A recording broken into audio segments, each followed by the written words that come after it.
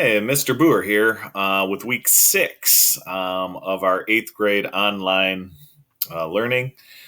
We're going to focus on last week. We focused on ionic bonds. So it was a metal with a nonmetal, and how they exchange their valence electrons. This week, we're going to look at the other type of bonds that can take place between a nonmetal and a nonmetal.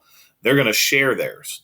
So when we look at covalent bonds, as it says here, we're going to form single, double, and triple bonds in order to satisfy that, the Nobel gas configuration. They all want to be like Nobel gases. An octet rule, like we talked about last time, they want to have 8 valence electrons. So when we look at it, remember that atoms bond covalently, they're going to share their electrons instead of transferring. They still want to get to that 8. So when we look at this, we want to be able to look at 2 different types.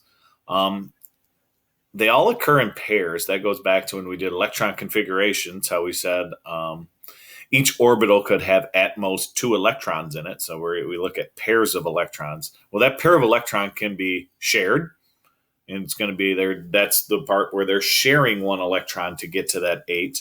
We're going to show those by lines.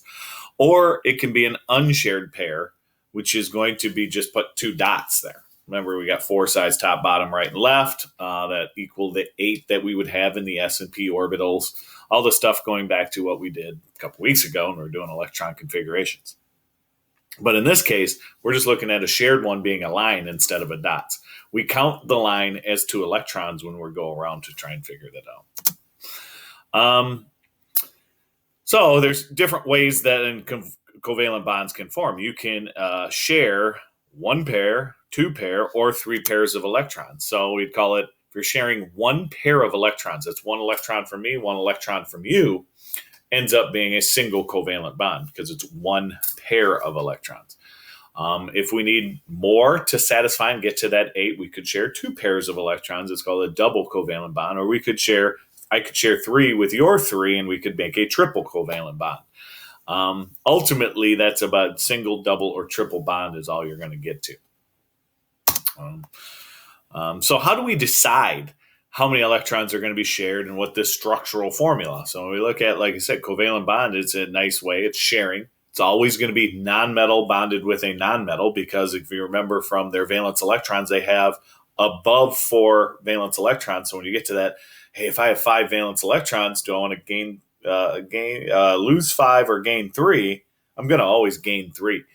So we look at nonmetals never want to give away valence electrons.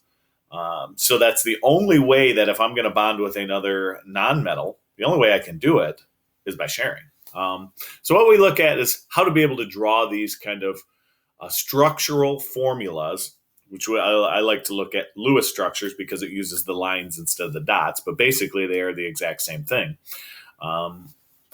And it's a way of showing what the molecule is going to look at. And that's one of the differences, too, that we talk about. With an ionic bond, we call that just an ionic compound. I usually just use the word compound.